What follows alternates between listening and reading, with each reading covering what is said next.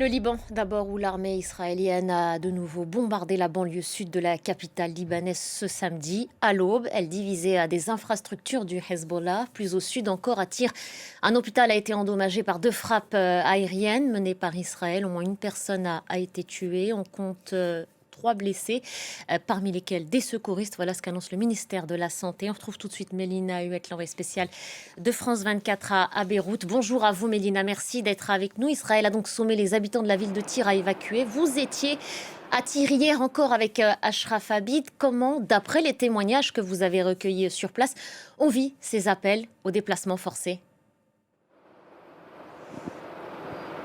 Bonjour Nabia, alors effectivement nous étions toute la journée hier à Tyr, ou Sour comme on le dit ici parfois en arabe, avec Olivia Bizot et Ashraf Abid, vous l'avez dit, et nous avons passé la journée avec des chrétiens qui célébraient le vendredi saint, vous savez c'est la semaine sainte aujourd'hui, qui commémore la crucifixion puis la résurrection du Christ. Et on a pu discuter avec les habitants qui étaient à la messe officiée par l'archevêque melkite, donc c'est-à-dire grec catholique, qui avait fait le déplacement pour l'occasion et qui nous disait juste avant la messe, écoutez, c'est un moment très symbolique pour nous. Pourquoi? Parce que là, on célèbre l'avènement de la lumière sur les ténèbres et c'est exactement ce qu'on vit en ce moment à Tyr et dans le reste du Liban. Aujourd'hui, ce sont les ténèbres. Nous, on espère apporter un peu avec ces célébrations de lumière et de paix, pas seulement sur les chrétiens, mais aussi sur tous les Libanais. Et vous parliez de ces ordres d'évacuation. Il faut dire que hier, nous étions avec une famille quand plusieurs tirs ont été lancés du Hezbollah jusqu'à Israël et la réplique ne s'est pas fait attendre. Au moment où nous sommes partis, peu de temps après, eh bien, Israël a répliqué plusieurs ordres d'évacuation dans la foulée. Israël qui a annoncé avoir l'intention de cibler au moins 3 quartiers de tir aujourd'hui. Ce matin, il y a encore eu des frappes et donc des ordres d'évacuation. Or, toutes les personnes qu'on a rencontrées hier nous ont dit la même chose. Nous ne partirons pas.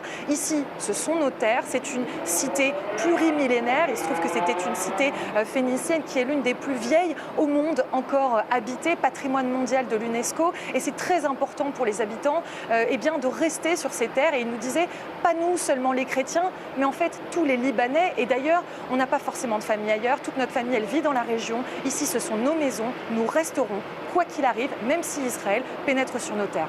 Alors justement, alors qu'Israël multiplie ses appels à évacuer, on se pose la question suivante. Quels sont les objectifs réels, in fine, de l'État hébreu dans cette partie du Liban, Mélina?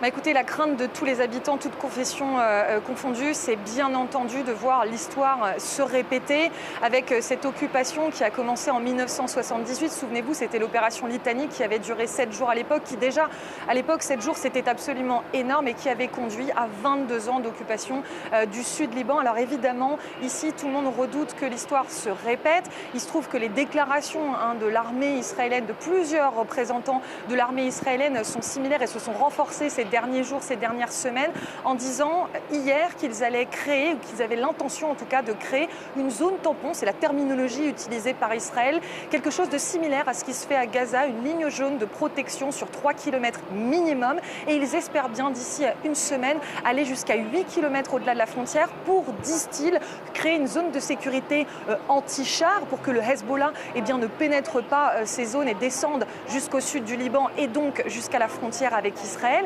Mais la réalité, encore une fois, c'est que, souvenez-vous, en 1978, la FINUL qui a été créée notamment pour accompagner le retrait de l'armée israélienne, en 2026, elle existe toujours. Ce qui devait être une opération courte, finalement, a duré 22 ans d'occupation, on le répète, avec une partie même en 1982 où l'armée israélienne est montée jusqu'à Beyrouth, a encerclé la ville, puis l'a occupée après le retrait de l'OLP, c'est-à-dire des militants palestiniens, des combattants palestiniens. Et donc là, c'est la même chose avec le Hezbollah. L'idée, nous disent les habitants, c'est finalement de rendre ces terres complètement inhabitables et donc de faire en sorte que l'on parte. Or, ils nous le répètent, nous ne partirons pas. Déjà, nous ne sommes pas sûrs de pouvoir revenir sur nos terres. Deuxièmement, de toute façon, vous l'avez dit en introduction, Nabia, les frappes se font constamment partout sur le territoire et même sur Beyrouth en réalité. Donc pourquoi nous irions jusqu'à la capitale alors qu'en réalité, il n'y a de sécurité nulle part. Donc voilà la crainte des habitants qui, encore une fois, et nous le répétaient encore ce midi,